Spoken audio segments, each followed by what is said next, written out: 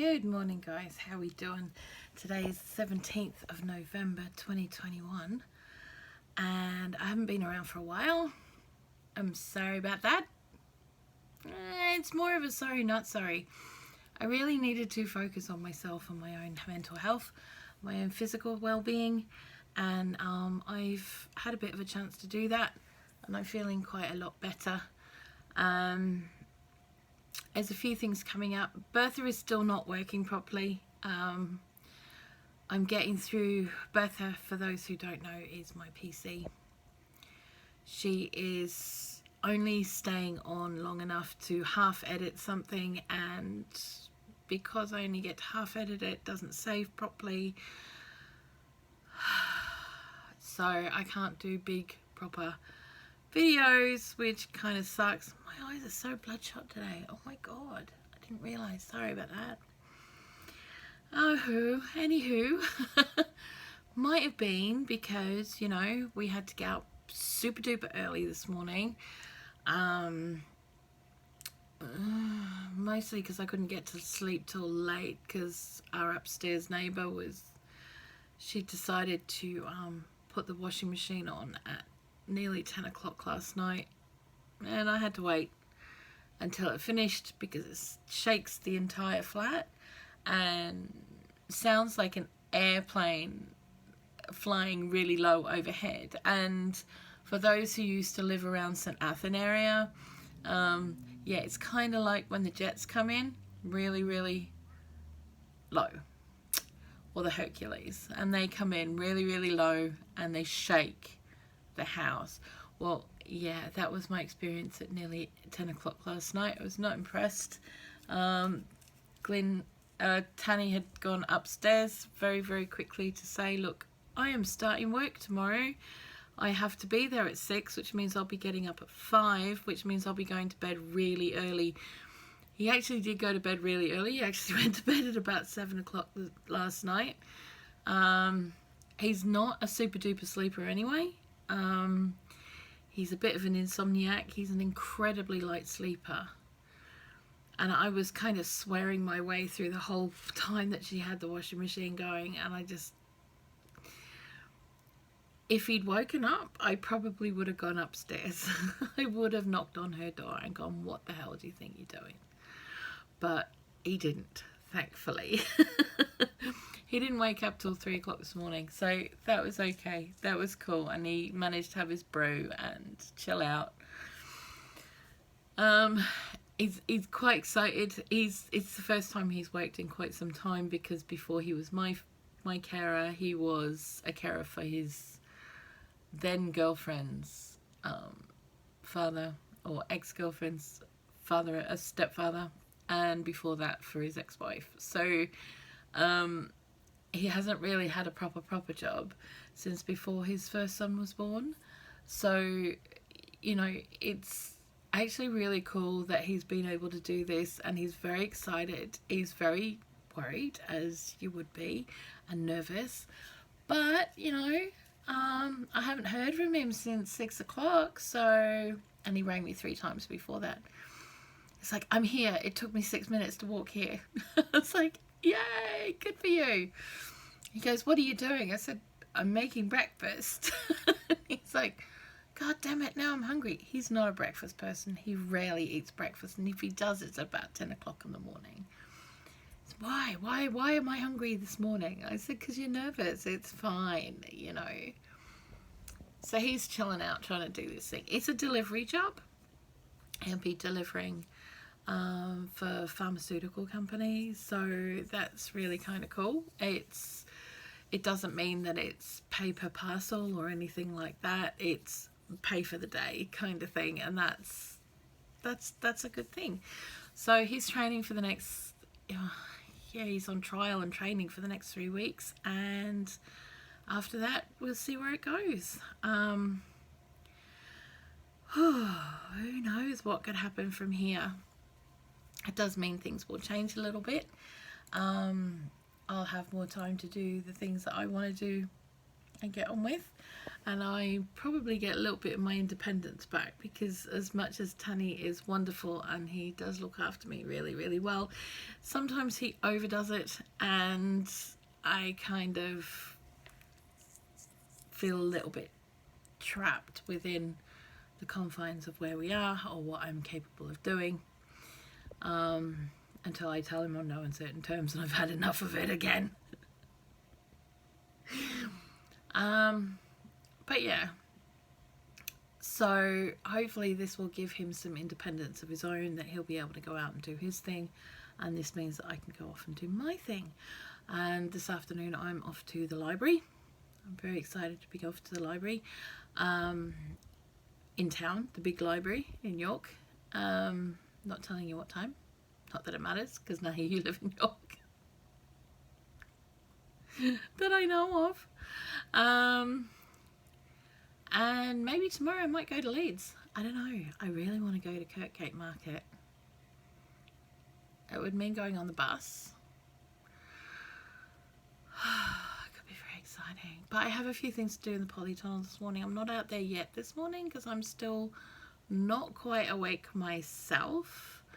Been chilling out somewhat. But I will show you what's going on in there. There's a little bit going on. Not a lot, but a bit. I've got probably about 200 hours of film that I've actually filmed over the last few weeks. I'm not going to be able to continue with the 12 weeks of Christmas, as you probably realised by now, but it's all filmed. It's just I can't edit it. I've got nothing to edit it on. There is Tanny's computer, obviously, but I don't like using his PC. He's got it set up for him. It's a very strange way he's got it set up. It's a very messy way as well. But I don't want to add more stuff to his computer either. And all my graphics and everything are on this computer, and that would mean a whole load of fat assing around that, you know, I'm not going to worry about. So any videos that you see from me now are going to be done on my phone until such time as I can get Bertha replaced, which is fine. Yeah, so there you go. I will be writing up some of the recipes and stuff that I have for the 12 weeks of Christmas and sending them over to Patreon. On the recipe cards, if I can get them done. Like I said, this is very much dependent on whether she wants to work. She only pretty much works for half a day and then switches off. Then I can't turn her on again for 2 days. Not even kidding. She just doesn't seem to want to do it. So we'll just see how it goes for now. And I'll just take it as I can. Yeah, so I had a project that I was going to be doing next year. I've got a couple of projects lined up that I was going to do next year. One of them is probably 90% of the seeds that we grow next year will be from shop bought seeds, like saved seeds from shop bought veg and fruit, just to see and experiment and see how we go. At the moment I've been saving seeds from capsicums or bell peppers or whatever you want to call them. I've got chili seeds. I've put some ginger away in some pots in the kitchen. I'm not sure how long that's going to last for. It's not very light there. This window in front of me is the best light we've got, and unfortunately if we put anything on there the cat eats it. Yeah, so we'll see how we go. We'll see how we go with it all. It'll be fine. But the other thing that I wanted to do was cooking from scratch, just scratch cooking for beginners basically. And I want to start that off doing what people normally buy for takeaways and ready meals. because there's a lot of ready meals and takeaways that are bought in this country every year. In fact, I'm quite horrified by there being 4 aisles of ready meals in most supermarkets when you go in there. And unlike the Australian supermarkets that only have one line of aisles, they've got a double one. So if when I say 4, I mean 4 double ones. So the equivalent of 8 shopping aisles of ready meals, of different varieties. And that doesn't include the freezer sections, which are also quite extraordinarily huge. And over here there are 2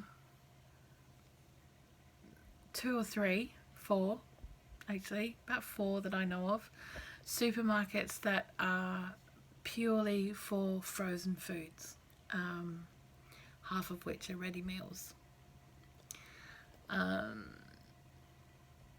You know, or it's quite extraordinary that they are so popular. But then when you look at the culture behind it, you can understand. In this country, you have for those who live in council houses or many rental properties, they have what's called a key meter for the electric and gas, which means that you have to pay to use the electric or gas, prepay it, like you would a prepaid card for a mobile phone. Okay, but you have to do that for your electric and gas. And for many families, it comes to the end of the week or halfway through the week, and they have to decide whether they can afford to put the heating on or if they can afford to put the oven on. Yeah. Can you have hot water for the kids' baths, or are you going to feed them? So having meals that can quickly be thrown in microwave, and you know, that for a lot of people is very much the option, or that can be cooked on a, you know, benchtop kind of equipment thing like a deep fryer, or, you know, a little Jaffle iron type thing, or, you know, anything like that that is going to take up less electricity than actually turning the stove on, is where people are going to go. I mean, my deepest horror was actually seeing baked potatoes, microwavable baked potatoes, ready for the microwave. And I was like, you're kidding, right? Because it's a potato that's been half steamed.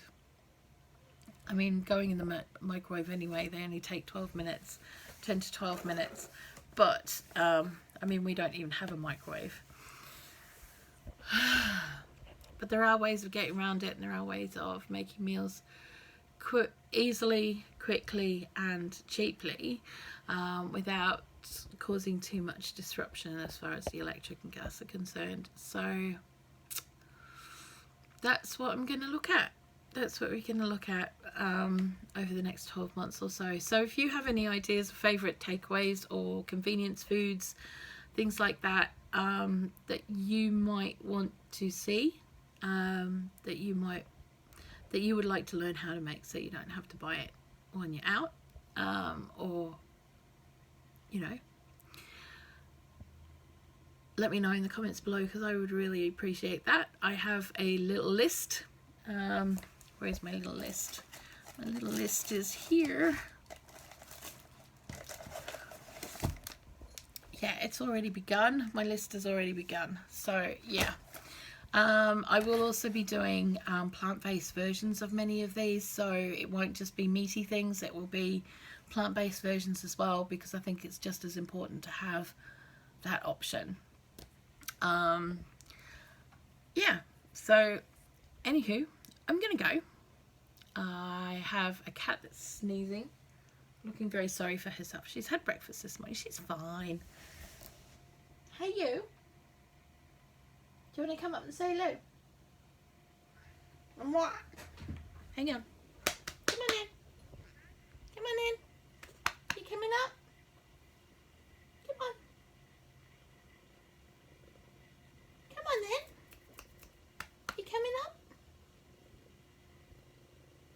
she's just gonna stay. She's just gonna sit there, I think. She's just gonna sit there. So hello. Hello. Anyway, guys, you have a really, really good day. Love you guys heaps. And I wish you enough. Love you heaps. Bye-bye.